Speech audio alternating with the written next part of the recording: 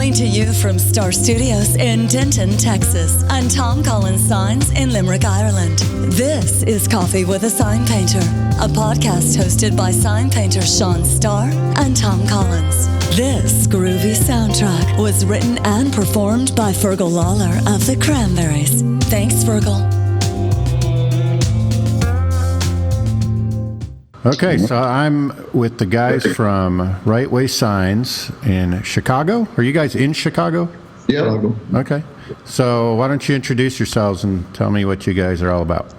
All right. Want me to start? You go ahead. I'm Alex Perry with Right Way Signs. Founded this company with my father, Chess, back in 2012. And he had a sign company from 1980 through 2005 in Evanston, right outside of Chicago. And we kind of just made this leap right back into sign painting in 2012 to keep him busy as he maybe eased into retirement, kind of. Uh-huh. I think timing was everything, because the Sign Painters documentary was in production around that time, but coming out. So we didn't expect sign painting to make the comeback that it did. So yeah, that's why we started the company in 2012 just to keep him busy, and now here we are in Chicago, 18 employees later, and working 7 days a week. Yeah, that sounds taxing, but that's good. So Chess is your dad, is that correct? Yes. Okay, so you father and son team. Yeah. And Chess started the original company in 1980, is what you said. Is that correct? Yeah. Well, I went to a sign painting school in 1970 through 73 for 3 years. Okay. Then I worked at a sign shop in Chicago through the 70s. And in 1980, a chance came along to buy a sign shop. And I bought the sign shop in 1980. And had it for about 25 years, right? Roughly 25 years, Then we made the switch to Chicago. So when you started in 1980, were you doing just hand-painted signs? Were you doing hand-painted signs and silk screening? Like, what was the nature of your business then? Yeah, I think back then it was pretty much called a commercial sign shop. Mm-hmm.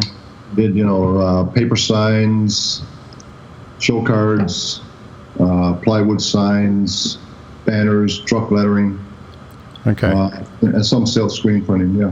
Okay, so all the standard stuff then. Yeah, right. And it was pretty much all in the shop. I never really went outside for anything. Everything was done in the shop back in those days. Right. And so at the point that you guys decided to launch Right Way, what was the motivation behind that? Why'd you guys go that direction?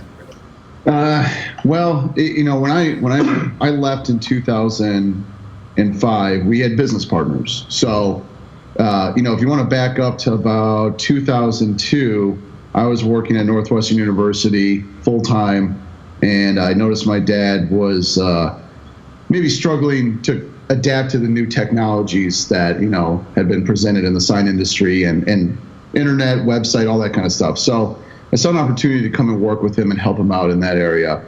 And fast forward a few years later, a former employee of his came forward and said, "Hey, I want to, come back and work with you guys." We were real small. We weren't doing much revenue at all, and really couldn't afford to bring an employee on. She came back a day later and said, "Well, what if I invest in you guys and bring some money to the table?" And at that time, I thought, "Well, what a great idea! We can get the dream truck that we've always wanted and all the equipment." And it turned out to not be such a good idea. Yeah. Bringing a partner in. And so I left in 2005 to pursue a career in politics, in kind of working behind the scenes with small businesses to try to help them, state government, and make sure their voice was heard in the state capitol. He stayed on board, and I see him every day now. I see him about seven days a week. There isn't a day, unless he's traveling, that I don't see him. But back then, I was talking to him maybe a couple times a month. Okay. And every time I chat with him, he didn't sound very happy. He was doing a lot of vinyl work, So that was the good thing, is he got a lot of training in installing vinyl on every surface imaginable. But he wasn't happy, and 2011 came around, and I got an email from my old business partner, which we didn't leave on very good terms. And I said, she said, your dad is slow and he's not as motivated as he used to be. And I'm thinking, well, he's doing vinyl work. Of course he's not. Dissing your dad. That's not good. Yeah, that was not good. So I was traveling overseas at that time, and I remember just sitting we were at this coffee shop, and I remember thinking, you know what, this is it. We're going to start something for him. And like I said, ease him into retirement or something where he can just do something part-time, make some money, and keep busy, right? Mm-hmm. So we started Right Way, and at that time we were going to call it a lot of different things. We were going to call it maybe Perry Signs. We were going to call it a handful of things. And there was a company in Chicago called White Way Signs. And we just never thought, for some reason, that name sounded like they were saying it right. We later found out the White Way is the Great White Way in Chicago, where all the the theaters are, and all the great neon signage, all that kind of stuff. So we decided to call it Right Way, and it was just going to be purely a sign painting shop. And like I said, we're going to keep him busy. I'd build a website, and then that would be it. And I would run the business part while I kept my full-time job. Okay. So now, I launched the website, and about 3-4 months later, all of a sudden we started to get all these emails. Hey, we want you to do this mural. We want you to paint our wall. And it was all Chicago-based companies. And we were in Evanston at that time, starting out of someone's garage. And that was not a very ideal situation either. So it just kind of happened. Like I said, timing was everything, right? Sign painting was making a comeback. Everyone loved the look and feel of this, the human touch. They were sick of digital graphics and vinyl and all the other sign mediums. And, we just decided to launch it. And I took him out April 1st, 2012. I wrote an email to his boss and saying, we're done and we're moving on. Okay. And I still have a photo of him lettering his first magnetic for a landscaping company in Evanston. Mm-hmm. And that was the first paid job. I think it was like $80 with the new company. Mm-hmm. And again, I was doing it just to help him out. I didn't think it was going to become this, 7-day-a-week venture that it did become. And we fast forward 5.5 years later, the company has become a different kind of animal, And so I think, going back to 2012 when we decided to do it, it was because we wanted him to keep busy and he wanted to do what he was passionate about. And I think the reason that old business partner wrote me and said, hey, your dad doesn't seem as motivated anymore. Well, he had kind of lost the fire, he was doing vinyl work all day. And that kind of work sucks, for any of us that, did paint and then got sucked into that out of survival. It just sucks, man. There's no, you're basically might as well go work in a factory, punching a number on a machine all day. It's the same type of thing. Yeah, exactly. So yeah, that was where, I was a little nervous about doing it because I didn't know what was going to happen. And it was kind of a risk for me because if it didn't work out, now I'm, maybe my dad's going to come live with us, and I'm sure my wife wouldn't be too happy about that. But we were very lucky and fortunate that, again, the timing was everything, and that my dad, had a reputation around the city of Evanston of being a great sign painter and sign artist, and he had a lot of clients that worked with him because they liked him. Yeah. They didn't go to the franchise shops because they enjoyed working with him, and he knew what he was doing. And he also, going to sign painting school, had a background in commercial art, so he knew how to do a good layout. Right. And that also as well. So this raises a lot of questions to me, and I've had a lot of conversations with a lot of people in our situation of, we weathered the storm, we stuck with sign painting. It kind of came back around and turned things around for a lot of us and made it a little more stable. But I know that there's probably a lot of people listening wondering, like the migration that you guys have made of, I guess first, before we even get into that, you should probably explain to us, like, what is it that your shop now today does? Because you guys, when you started it, it sounds like you had the intention of just being a paint shop. But from everything that I've seen on your site, you've diversified into a lot of different types of signage. So what all do you guys do? Just about everything. Yeah, just about everything except awnings is the way I explain to people. Awnings is there's a lot of companies here in the Chicagoland area that's all they do, and it can be a sign category, but we just decided that's. So you're doing electrical, you're doing all that? Yeah. So I think what started to happen was, as we took on, I left my job, my full-time job downtown Chicago in 2014 to do this full-time.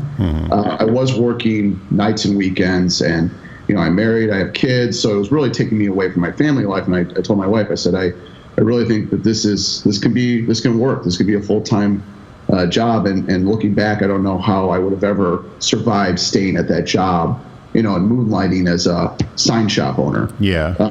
So as one of the lessons I learned, I think, growing up watching my dad make signs, paint signs, is when 1990, right around that time, when the vinyl graphic surge came and everyone was going away from sign painting and doing the new, the cheaper and faster signs, we really struggled during that time. And I remember thinking, when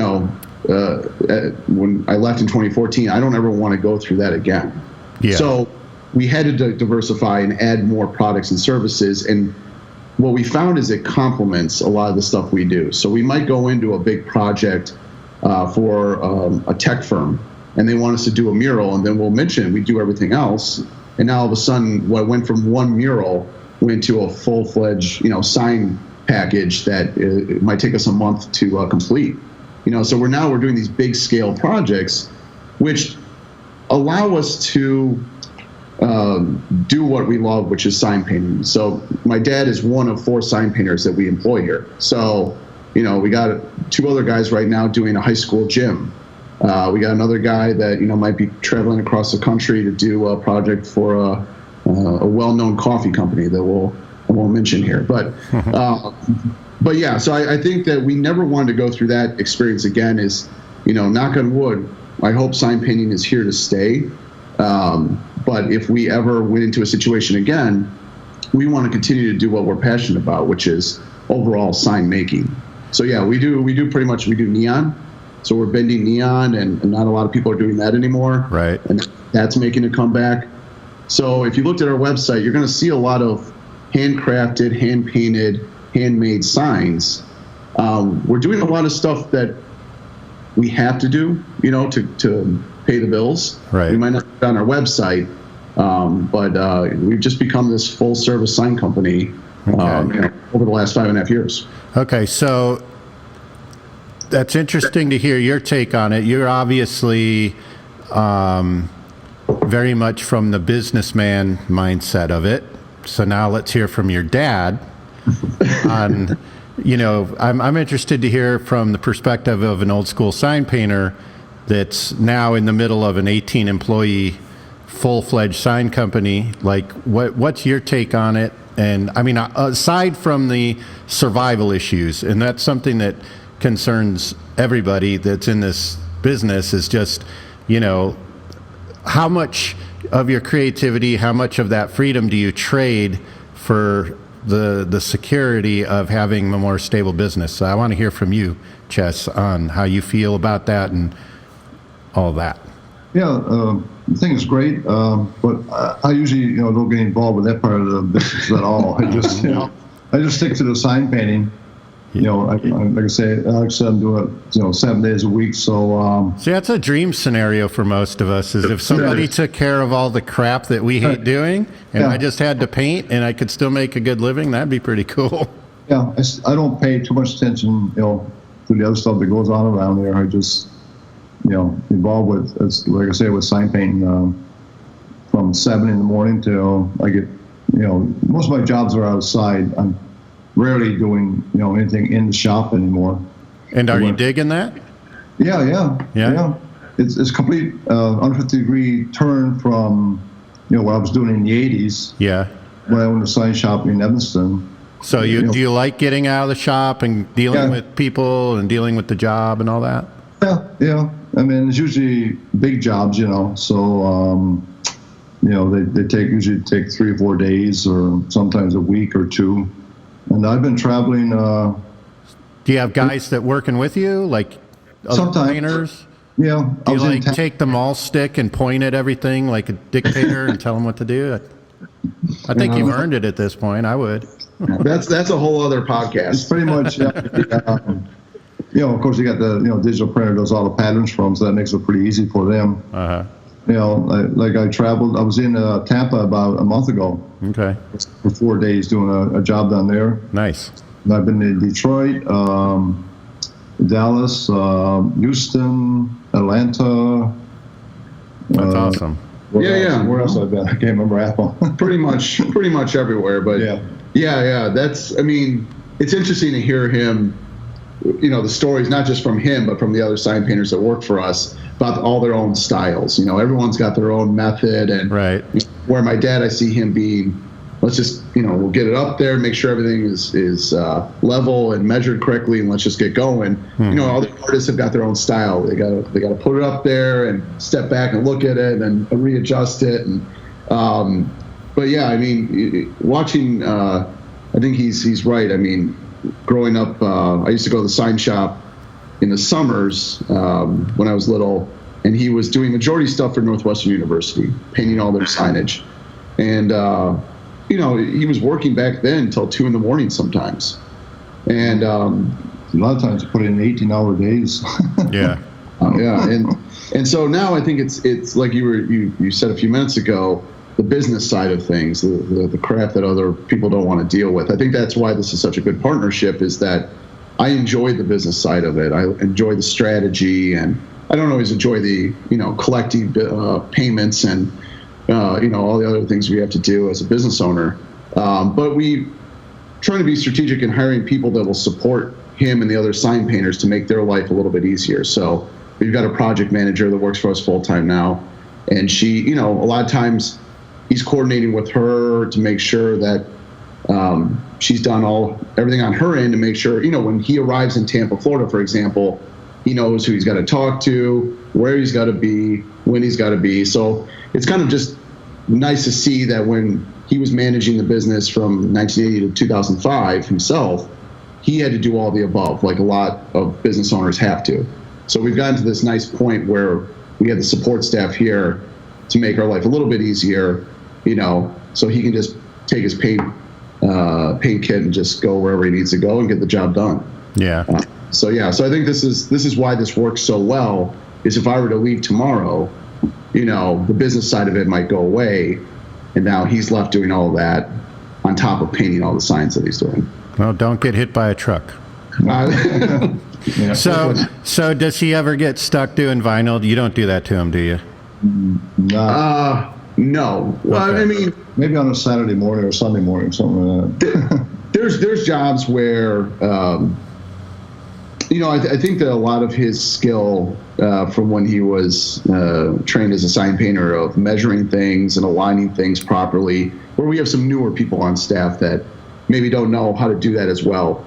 He can put it on window and just kind of like almost like he's putting a pattern up. Yeah. And then just he's learned how to use a squeegee. So once in a while, if there's a job that's sign painting plus vinyl, which it happens from time to time, he might assist with that. So Okay.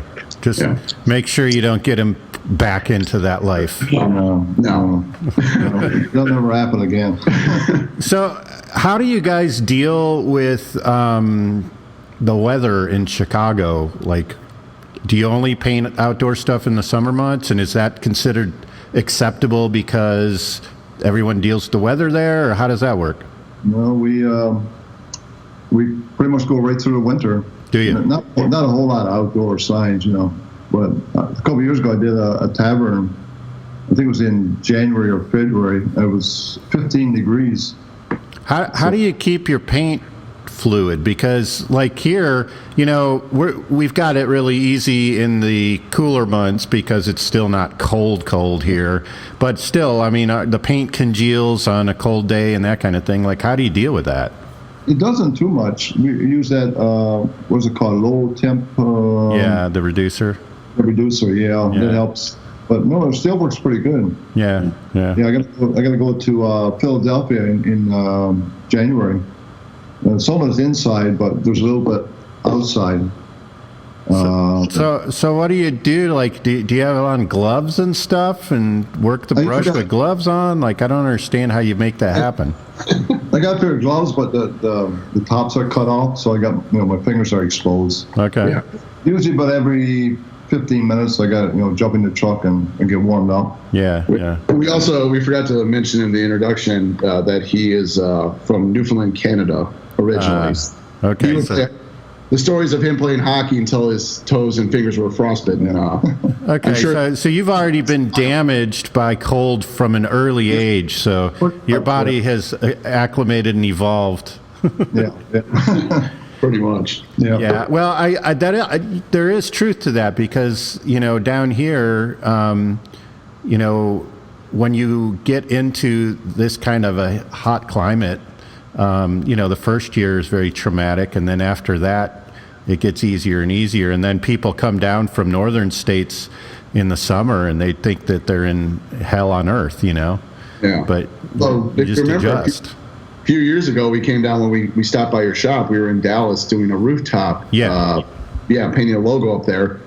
And it's 105. Oh, I mean, our shoes were melting on the roof. And so then we were trying to come up with new strategies. Like, do we get up, at 7 o'clock at night and go to the roof when the sun is going down? Right. And that's what we start to do. I mean, it took me about 4 months to recover from that. Yeah, no, I believe it. I mean, and you have to just work strange hours, and you have to work around the heat when it gets like middle summer like that, because especially on something like a roof, you're just like sizzling like you're on a grill.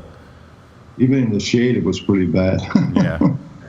Yeah. So I mean, we never really stop. I mean, I also follow the guys at Colossal Media, and I see that it seems like they never stop either. So I think there's. I know. I've seen videos of them in the winter with like snow blowing around, and they're climbing over icy railings, and I'm like, no freaking way, not in a million years, man. Couldn't get me to do that.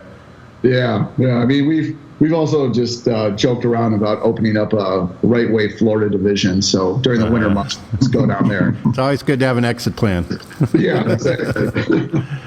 So you guys are in, you mentioned you're doing neon. I'm fascinated with neon. I've never had exposure or an opportunity to work with that. But from what I'm gathering from talking to a few people that are still keeping it alive, that sounds like it's got some similarities to sign painting as far as almost getting extinguished with LED and all this other crap that doesn't look anything like neon. And now neon, is kind of getting a little bit of a revival. Like, have you guys had difficulty finding materials, for instance? Because I've heard some of the stuff, like the government's trying to phase out certain things, and what's been your experience? We're fortunate that Chicago's got a lot of sign supply companies that their regional headquarters are here for the Midwest. Okay. So we haven't had a hard time with supplies, even with One Shot. I mean, I sometimes forget when we're traveling to other areas of the country that it's not as easy to find One Shot. We'll show up in Dallas, and all of a sudden we're trying to figure out where we need to go to buy that stuff. So it's the same way with neon. I think we've got a handful of suppliers here, but I haven't done too much research on what's going on in terms of environmental regulations around neon. I would imagine that it's going to be challenging because, I mean, neon is, for us, we don't do it full time, and I'm sure if there's anyone listening to this that does it full time, there's a lot of tricks, just like in sign painting. Yeah. But there's also, for us, it's probably not even fair to compare it with sign painting, because sign painting is its own you paint it on a wall and hopefully it stays there for 10, 20 years. Neon, it can be so temperamental, especially in Chicago. So you get some bad weather, something's not hooked up right, or there's a leak in the glass, and that's what we try to explain to people. Kind of the same way we try to explain to people about when we're hand painting a sign or a mural, that it's going to have imperfections in it. Right. And that's why we hope they're buying it. We're hoping they're not buying it because they think it's cheaper or whatever it may be.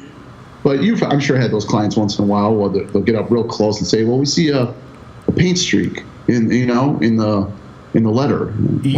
Well, I've dodged that in recent years because two things. One is if I can tell in the conversation with somebody that they're viewing sign painting as just like what you're saying, like, oh, well, this will be cheaper than getting a bunch of big boards all patched together to cover this wall. Yeah. I won't work with them. Okay. And the other thing is we've kind of, I don't know if you would even call it developing it a style or whatever, but it's just kind of organically happened that most of our work,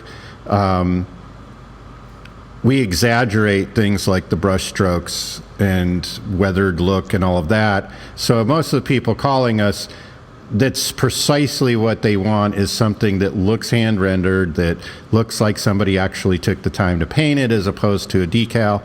So we don't get too much crossover of people like looking at our site and then calling. We do get the occasional call where somebody's just trying to, we've got a 20-foot wall and we want this huge thing painted so that we can sell more crap.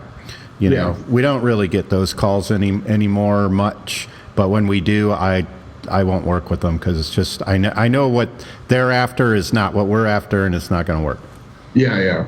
We're getting a little bit better at recognizing those calls when they come in. But the same thing with Neon. We're trying to explain to people that versus Las Vegas or Los Angeles, the Neon holds up different in those climates. In Chicago, gets a little dimmer in the wintertime.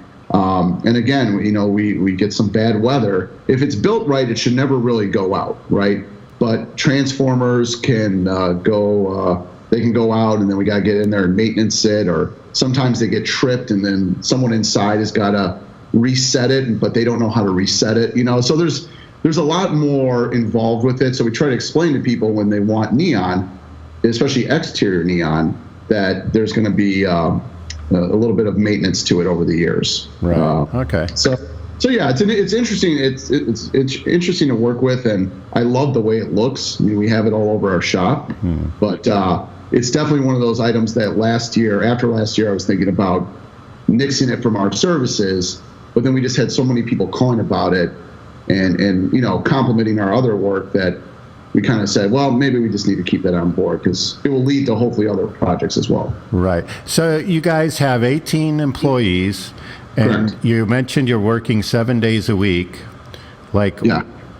What are you trying to accomplish? Like, what are you trying to get to? Or are you just trying to keep up? Like, what are you hoping it to all turn into at some point? For me, it's just loving painting signs, Yeah. Yeah. I just can't stop. So you're fine with him just running and doing whatever turns him on as long as you get to keep painting. Is that right? I keep painting. Yep. Yeah, I get That's that. it. Yep.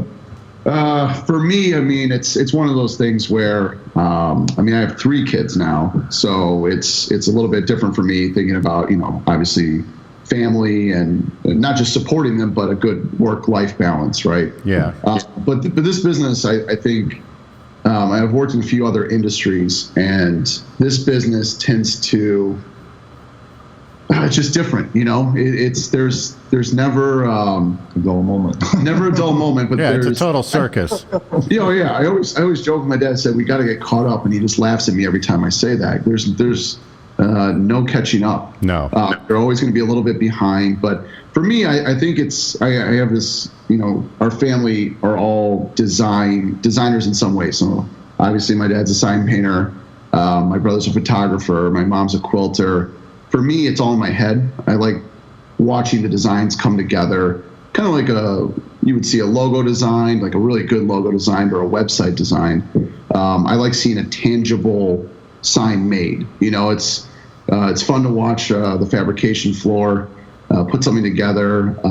They might fabricate a big marquee arrow, and then my dad might do his sign painting on it and make it look distressed, like it's been around for 40 or 50 years.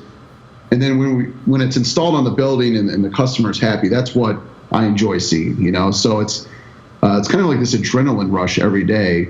I definitely need to, like you said, what's your end goal here?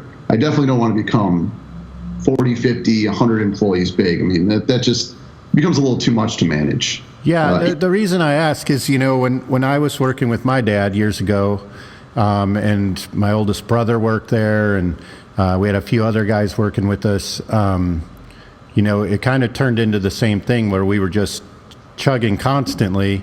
Yeah. And that's something I remember thinking when I was younger is, like, what's the point? Like, what are we doing this for? Yeah.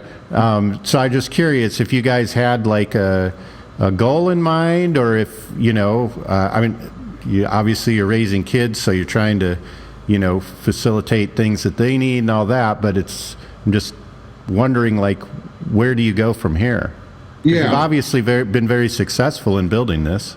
Yeah. For me, it's just keep sign paint. I can no longer paint. Yeah. Yeah. Hopefully, well into my 90s, I hope. There's guys that have done it. So Yeah. One of the things we talk about internally too is, we would rather, you don't want to put all your eggs in one basket, but I wouldn't mind having 2 or 3 big clients that we do, I don't want to say everything for, but maybe we're doing a lot of their sign painting. Maybe we're doing some fabrication.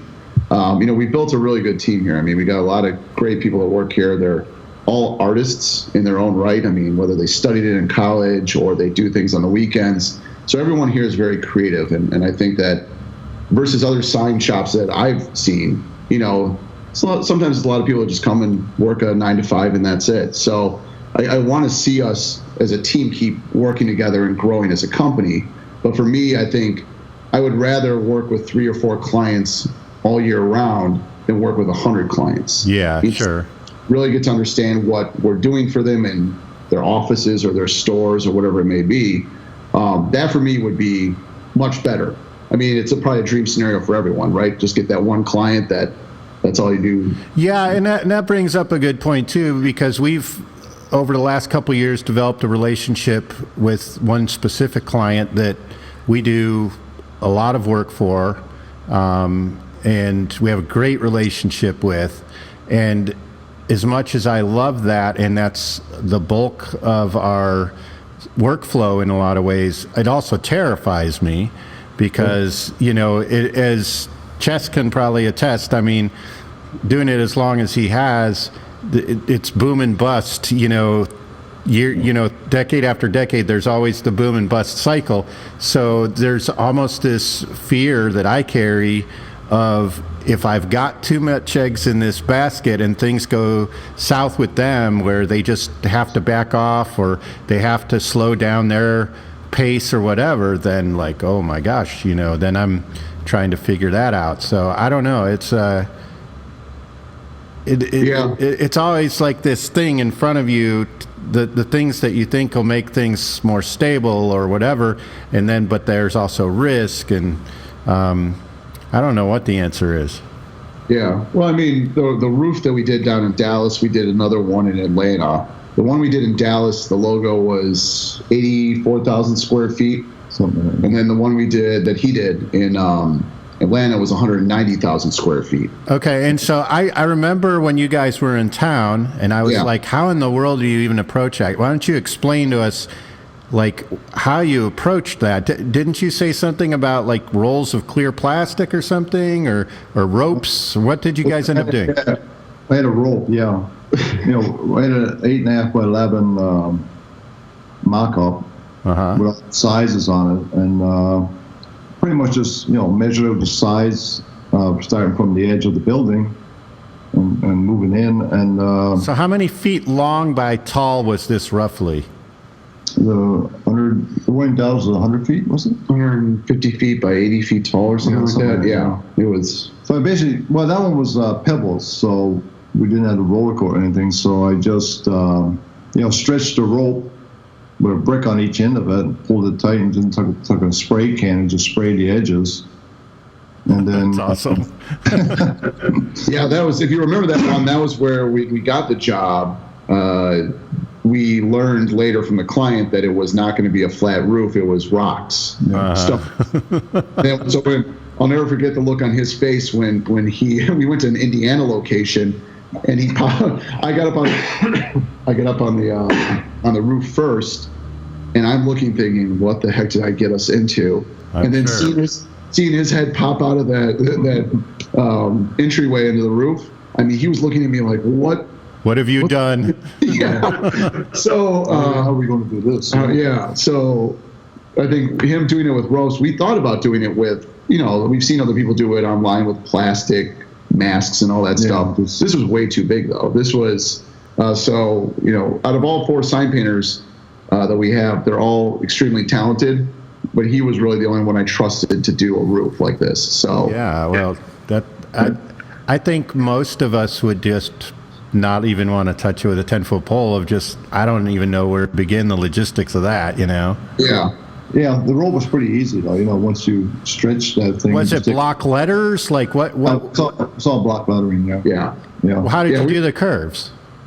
I had, I measured roughly where the center was. And put a stick there and tied a rope around it. And Alex held on the bed. I went way 80 feet away, pulled it tight, and with a spray can, and just did the curve. Okay, you're braver man than me, but I think that's awesome that you figured it out. Yeah, it worked. I think it was Mike Myers a few years back had posted some stuff of things he had done on football fields or something. I remember seeing that. I was just like, my brain has the capacity to work up to a certain size and then it stops functioning. Yeah. So I look at that and I'm like, I don't know. But when in Atlanta, we my youngest son went with me, and we used that was just a rubber membrane, flat roof, and so we used the chalk line on that one. Okay. Yeah. So that worked out pretty good. The best part about both projects is the client wanted us to have a drone hovering, capturing every moment of this. But if you've ever used a drone, first of all, both locations are by the airport, so that's not allowed. Okay. Second of all, a drone battery lasts about 20 minutes. And what you can accomplish in 20 minutes is not very much. Right. So in Dallas, after we saw you, I had charter a helicopter because we had to get photos of this. I mean, how are you going to get a photo? Yeah, that's true. Yeah. And that's probably the parts of the job that are, well, terrifying, first of all, but fun at the same time, because you don't get to do that every day, right? So, the guy's hovering around the roof, and I could see my dad, who looks like a little, ant on the roof. And we were right in line with one of the arrival lanes. So they're saying, the air traffic control saying, please prepare for a 747 coming through, and the turbulence. And I mean, that was unreal. Yeah. And at that moment, again, I'm thinking, why am I doing this? Were you down by Love Field or by big DFW? The big Love Field. Yeah, okay. Yeah. So those are the moments where you're questioning why you're doing this. But then after you land and look at the footage and the photos, it's satisfying. I mean, it was cool to see that we had actually, mainly him, laid out this entire logo on a roof and executed it. Exactly how it needed to look. So fun time. Yeah, that's awesome. Are those pictures on your site or anything? Yeah. We launched a new website a few weeks ago, and we have a roof painting section. So we don't have that many projects under our belt, but we got 3 right now. We did one for Napa Auto about 5 or 6 years ago out by O'Hare in Chicago. So. Okay, yeah, we got called by a big plumbing company here a few years back to do a thing on a roof, and I passed on it. I'm like, I don't even know where to begin. Well, and that's the reason I told that whole story about the roof is that when you say, well, what's the end goal? When I started thinking about it, I thought, well, you know what? This is such a specialty, right? Not everyone's going to want to paint a logo on a roof. And I was talking with him. I said, well, you could be traveling year round, whether or not, I don't know if you really want to do that or not, but, it would take you all over the country. And Sure, yeah. And so I thought, well, maybe we just become a sign painting roof logo business, And then that way I don't have to have all the overhead of the warehouse and all the fleet and all that stuff. I mean, there's a balance. You try to figure out what you really, Yeah, and it changes year to year, too. I mean, that's, what we found is there's been a few things that we've really started working in a certain direction and enjoyed it. And then kind of over a few years, for instance, we've done a lot of exterior wall signs here. And when we first got out here from California, I was like, that's something I really want to dive into, because we had done some of it in California, but not to the extent that we've done here. And after a few years of working in July and August on the side of a building getting burnt to a crisp, I'm like, screw this. This is not what I want to be doing. So, we had also built up a pretty good business with, gilding on glass, which is always on the interior and always in the air conditioning. And so I started working more in that direction.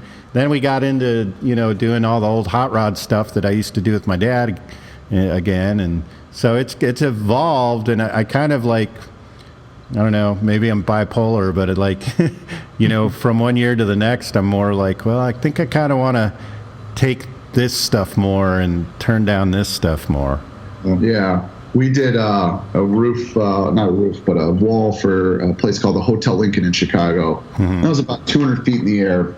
And I remember when that was in the early days of Right Way. So I remember reviewing the project and thinking, okay, you got to get up on the swing stage. And it's, it's going to be windy up there because it's right off Lake Michigan. He's afraid of heights, so that was also interesting. And I remember going up with him the first day, and he's putting on his harness, and he's standing on the edge of the building, and the skyline is in the background. And he just kind of jumps down on the scaffolding.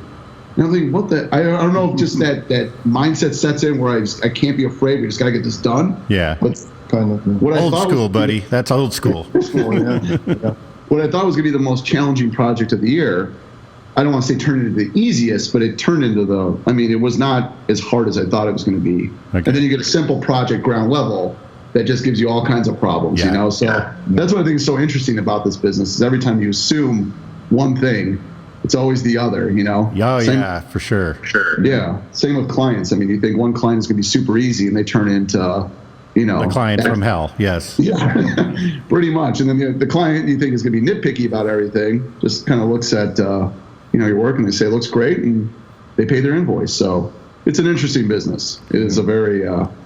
That it is. yeah. Okay, so we've recently resumed the podcast after a hiatus. And the interview I did on last month's was with Catherine from the Houston Center for Contemporary Craft. They're doing a whole exhibit on sign painting right now. But I failed to do something that's a tradition with the show, which is I never asked her like what she's listening to right now. And so I'm interested to hear like from both of you, like what you guys are listening to music-wise. Music-wise? Chess is looking at me like, what the hell are you talking about? What's wrong with you? This is an easy one for him. So what do you listen to? What you mean, like what music? Well, yeah, when you're working or if you're sitting around at home, like what are you listening to? Classic country. That's what I listen to. All right. I'm a big fan of that genre. So give me an example. Like who is that to you? Johnny Cash. Okay. Willie Nelson. All the old timers. Okay. So like 60s, 70s era country. No, number 70s, 50s and 60s. 50s. Okay. So Way back, yeah. Going back. Okay. Patsy Cline. Old honky tonk music. Old honky tonk, yeah. Hank Williams, yeah, all those stuff. Okay. Good stuff. I was in Nashville 3 times now, I think. And the first time I went there, Alex got me tickets. I had to go to the Grand Ole Opry, I had to see that. Nice. So I went there, one night. So that was a lot of fun. That's one thing I try to do with each city he visits is try to find something special, knowing he might not be back there, right? Right. And now he wants to move to Nashville, so now I've got that issue. Well, then what did you guys do in Dallas when you were in town? We didn't do much because we were. You just made him work, didn't you? We were both. It was so hot that we just want to get this done and get out of The air here. conditioning, yeah. Yeah, I mean, we went downtown, and I'd been to Dallas before, but I walked down to the area where JFK, that whole area. So went down there. Then Tampa, I tried to get him to a hockey game since he's we're both big hockey fans, but there was no game going on. Yeah, so we're out of town. So we try to do something every once in a while. But I will tell you this about his music selection with Johnny Cash. We got him an Amazon Alexa, and he put on Johnny Cash. He learned how to tell Alexa to put it on, and it's never turned off. So for 2 years, Johnny Cash has been going 24 hours a day. And I don't know how Amazon pays its royalties, but I'm sure we're. But you're definitely getting the better end of that deal, huh? Exactly. Yeah. Exactly. Well, my niece is married to one of the Boston Bruins, so if you're a hockey fan, I imagine that's something. Which one? Oh, what's his name? I should say. I don't know how to pronounce his last name. I think it's Krejci. Yeah. He's a Czech guy. Yeah. Krejci. Yeah. He's a walking hockey encyclopedia. So Okay. He's going to watch every game. Do you know stats and all that? Because my uncle is like a baseball, he's like the Rain Man of baseball. He knows, in 1973, this game against who, what scores were, all that. For real, he really does. No, I don't care too much with the stats. It's just watching the game. Okay, cool. But there's 31 teams now, so it's a lot of stats to try and remember. Yeah. The job has its benefits because we did, when it was just him and I in 2013, 2014, we had a few employees at that time, but I wanted to, kind of reward him for all the hard work he was doing, because he doesn't ask for much. Just some food, that's it. Again, old school. Yeah, old school. So I took him to Wayne Gretzky Fantasy Camp in Vegas. Okay. And so he played with Wayne Gretzky for a week. So that was, kind of taking care of Pops. I like it. That's good. Yeah. We were at the United Center where the Blackhawks play, and we were going to the home opener a few years back, and we're sitting in the bar where we lettered all this signage for Goose Island Brewery.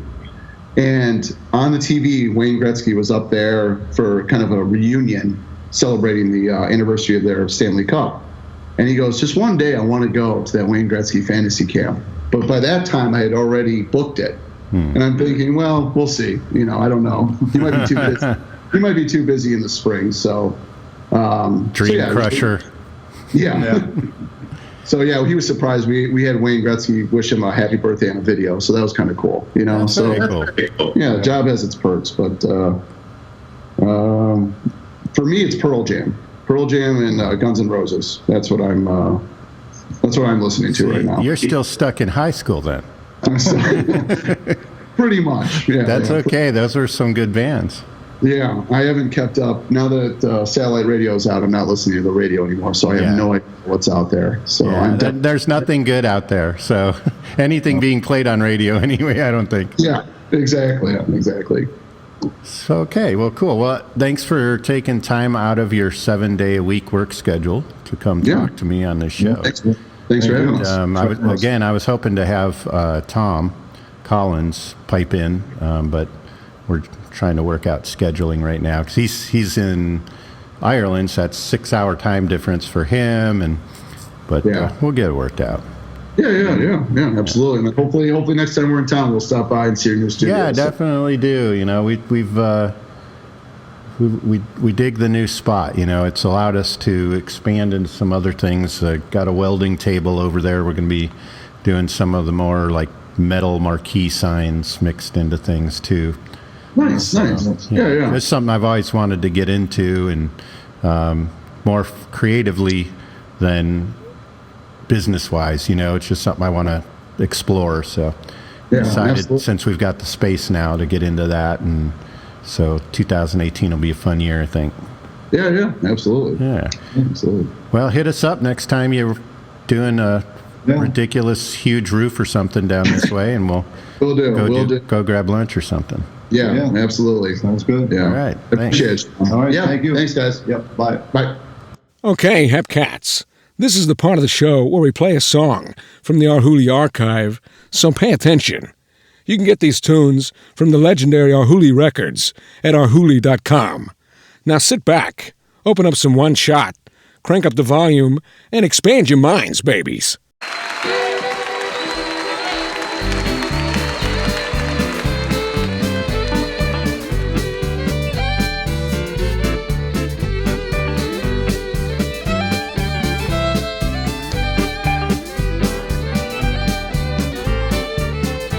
Been working on the railroad, sleeping on the ground, eating saltine crackers, 10 cents a pound. Big balls in Cowtown, we'll all go down. Big balls in Cowtown, we'll dance around. Yeah!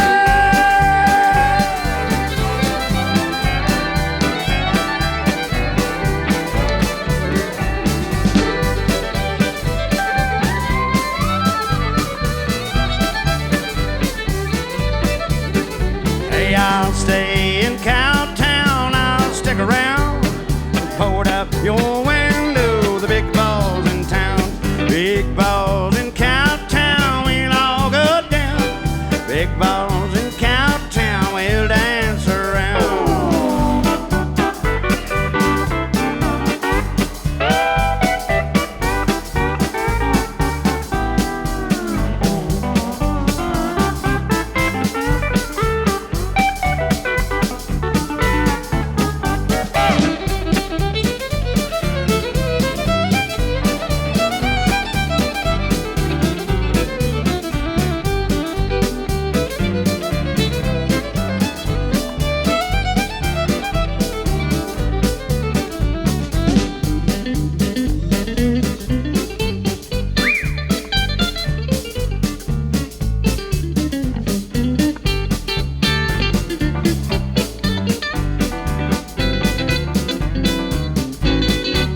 I'll stay in Cowtown, I'll stick around. Bolt up your window, the big balls in town. Big balls in Cowtown, we'll all go down. Big balls in Cowtown, we'll dance around. Yeah!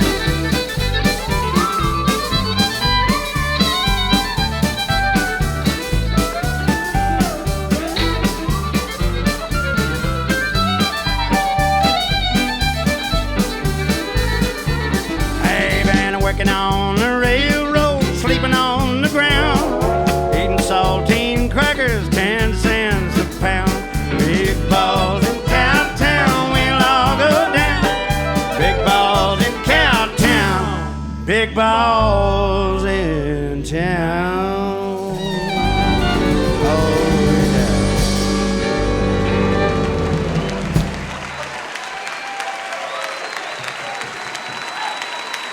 Thank you.